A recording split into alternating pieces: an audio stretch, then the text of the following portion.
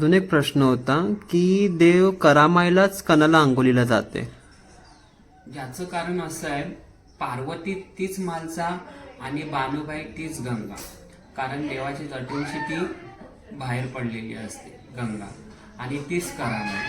6 महिन्याच्या संमतीला देव जेव्हा गडावरशी खाली येते तेव्हा देव करामाईवर आंघोलीला जाते. आंघोळ केल्यानंतर तर या देवाची तिसरी जी राणी असते ती बसलेली असते, रंबाई शिंपीन बरवी.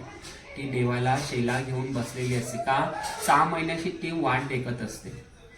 का तर देव येईल आणि माझ्या हाताने विणलेला शेला आहे तो देव अंगावर घेईल आणि परत आपले गडावरती जाल.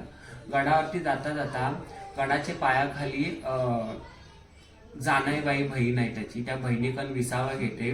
विसावा घेतल्यानंतर देव परत आपल्या प्रस्थानी गडावर जाते. आणि तसेच अजून देवाला 2.5 बायका, त्यामध्ये एक फुलाई माळी.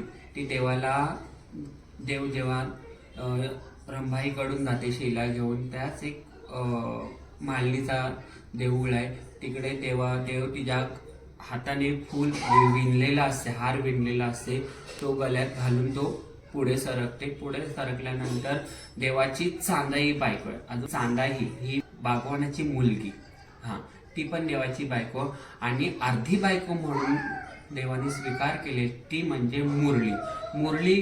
का तर देवाला नवसं केलेली असतात, ज्यांना कोणाला मूलबाळ होत नाही. माझं पहिला मुलगा झाला, पहिली मुलगी झाली तर मी तुला अर्पण करेन. मुलगा झाला तर वाघ्या म्हणून देवाला अर्पण करेन, नाही तर मुरली झाली ते मी मुलगी झाली तर मी मुरली म्हणून तिला अर्पण करेन. अशा देवाला 5.5 बायका.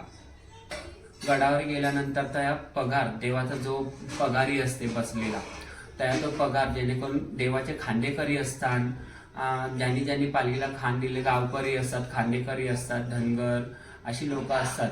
ती पगारी देवाचा जेव्हा तो धान वाटत असतात, तो धान घेतल्याशिवाय देवानी धान तो पगाराकडून दिलेला असतो काही वाट म्हणून, तेव्हा तो धान वाटते. आणि मग बाजरी असते, ती बाजरी घेऊन मग दिली तर जो तो आपापल्या घरी प्रस्थान करते प्रसाद घेऊन.